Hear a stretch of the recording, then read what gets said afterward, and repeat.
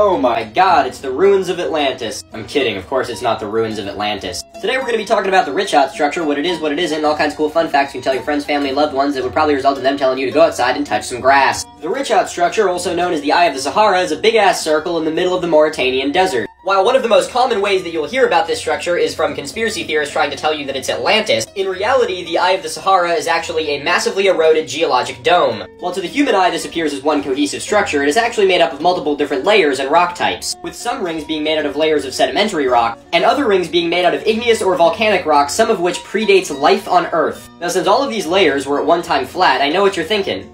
The fuck it looking like that for? When the supercontinent of Pangaea decided to split about 200 million years ago, the molten core of the Earth decided to shit itself. Because of the massive tectonic activity happening on the surface, a plume from the Earth's core began to push at the bottom of the Earth's crust, and the result of this would have been a large domed mountain. Millions of years later, the plume which created the dome has subsided, allowing for the dome that it created to collapse back in on itself. And after millions of years of erosion, it has created a structure like this. A structure which is referred to by geologists as a domed anticline. And being able to see a cross-section here really helps wrap your head around how this structure works a little bit better. Well, from the surface we may be seeing circles. They were once flat plains which suffered an upheaval and then were shored off at the top. Think about it like you're looking at the cross-section of a gobstopper or something like that. The Richat structure is so noticeable from space that it was actually used as a landmark for early astronauts. But considering that it's a feature which is located in the longest continually inhabited continent on planet Earth, you won't be surprised to know that it actually wasn't discovered by a bunch of white dudes in a rocket. While the Eye of the Sahara may not look quite as impressive from the ground, it has been exposed to human influence for tens of thousands of years. The earliest evidence of human influence in the area comes from Acheulean artifacts which were found around the structure. Acheulean hand axes and other related lithics enter the archaeological record around 1.5 million years ago, and the presence of basalt and dolomite at the site saw it as a veritable prehistoric hardware store. The next time someone tries to tell you that this is actually the ruins of a long-lost fictional civilization, let's just get into it. Let's do it.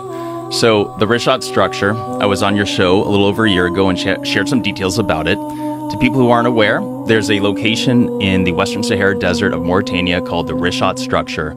It's also commonly referred to as the Eye of the Sahara. It is a site that most people have never seen or heard of before, which is truly peculiar because it's so spectacular. It's a site that astronauts typically use to reference from space.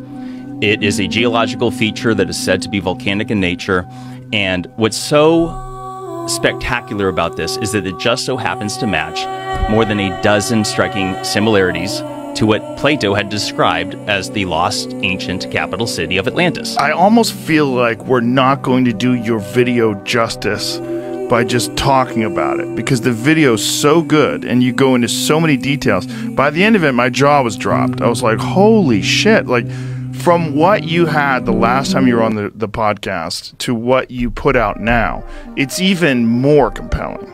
Like, way more compelling. I appreciate you saying that, and I guess to anyone that wants to check it out, I have a YouTube channel called Bright Insight. It's right at the top of the page, and it says Lost Ancient Roman Map has Atlantis and Sahara Africa. And that's kind of where it goes from there, is that there is a... Actually, let me just mention real quick. Like, you're a very inquisitive individual. You have many interesting people that come and chat with you. And when I had asked you last time, you said that until you had saw my video, you'd never seen or heard of the Richat structure. Never heard of it, yeah. Anytime I meet somebody new, or if I'm at some party, and be like, oh, what do you do? And we start chatting about YouTube. The first thing I do now is I show them a picture of the Richat. And I've never, not once, ever come across one single person that has seen or heard of it before, other than people who are familiar with what I've shared. But there's so many things, like where the water flows to the south, where there's clear evidence of water erosion that took place after the volcano. There's so much that points to that possibly being Atlantis. It's spectacular. So just to run down real quick, Plato had described Atlantis as being the capital. Let me just mention that because it was an empire said to be made up of 10 kingdoms. And what I'm focusing on is the lost capital city, which was said to be made up of concentric circles, 3 of water, 2 of land, which matches the Richat structure. It also was said to have an opening to the sea at the south, and if you look at it from satellite imagery, you can clearly see that water had ran through it. Let's take a look at that. Tell Jamie what image to pull up so we can... And furthermore, it was said to have mountains to the north, and you just so happen to have mountains called the Atlas mountain chain, which Atlas was said to be the very first king of Atlantis. And what's interesting is that the very first known king of Mauritania, which is where the Richat structure is located, is also their very first known king was also named Atlas. And though I'm not saying that that's the same individual, but what we do today is we pass down names, right? Like people like, oh, my dad's name's John, and so is my son. And so it's another striking similarity, but it goes further than that. Like there's geological similarities, such as the fact that Atlantis was said to be made up of red, black, and white color stone, which is another similarity you see at the Richat structure. It was said to have an abundance of gold and that the outer walls were lined with it. And it turns out that Mauritania is loaded with gold. And not only that, the richest person ever known to exist in all of mankind is Mansa Musa of the Mali Empire, which consisted partly of modern-day Mauritania. And he was so rich from gold that he would be richer than Elon Musk and like Bezos combined almost. Like many unfathomable amount of billions of dollars. So that's another similarity. What year was this? Oh, this is 1300s or 1400s. There he is. Yeah, there we are. 1312, 1337. What a great name, too. Mansa Musa. But the similarities don't end there. There was said to be an abundance of elephants, which is one reason why to suggest that Atlantis would have been in Africa is because, well, besides the fact that elephants are known to be throughout Africa, they used to be in Mauritania. They're unfortunately pretty much extinct there today. But another little detail that most people aren't aware of, because they think of Atlantis like, oh, it must be at the bottom of the ocean. Well, that's not exactly how Plato worded it. He did describe that the aftermath of Atlantis followed a catastrophic event involving water, is that what was left of Atlantis was reeds of grass and a shoal of mud that prevented ships from navigating to and from. And what people don't realize is that Sahara Africa, up until about 4,500 to 5,000 years ago, was totally green. It was tropical. It had the largest network, or one of the largest networks of rivers ever known to exist. It had the largest freshwater lake ever known to exist, which is Mega Lake Chad, which, just to put this into perspective, it is, if you take all the North American Great Lakes combined, that's 94,000 square miles of surface area, whereas Mega Lake Chad was 139,000. Whoa. Massive. Additionally, Atlantis, the capital, was said to have a river that went just north of it or next to it. And the Tamanrasset River went right through the Richat structure, or just north of it, went all the way to the Atlas Mountains that I described, which is in modern-day Morocco. And the evidence is that it existed at that same period of time when Atlantis was said to be around 11,600 years ago prior to its destruction, up until about 5,000 years ago. So going back to my point, like a lot of people see the Sahara Desert and they don't realize that this place was unbelievably different than it is today. And one of the things that's so important is that I know some people listening will, they hear Atlantis, they think, oh, it didn't exist. Right. Whether it existed or not, the evidence that we're going to chat about today to show you that there is conclusive evidence, I would say, that catastrophic water erosion, that the ocean had blasted through the Sahara tens of millions of years more recently than previously known. According to the science, 56 to 66 million years ago was the time of the Trans-Saharan Seaway, which was the last time the ocean blasted through it. However, there are a few lines of evidence that say otherwise. Besides the fact that anyone that looks at the Sahara Desert through the Google Earth app, you can see fluvial striations, which is signature traits of water erosion. This is confirmed by other experts that look into these things. I like to mention Randall Carlson. Mm-hmm. He's someone that's analyzed the area and has said, yes, this is catastrophic water erosion.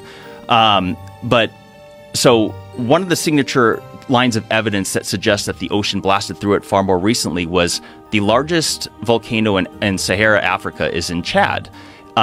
It's Mount Kusi, and there is a lava flow that goes through it that is dated at 12,000 or so years ago. The volcano itself is supposed to be somewhere between 1.2 and 2.3 million years ago.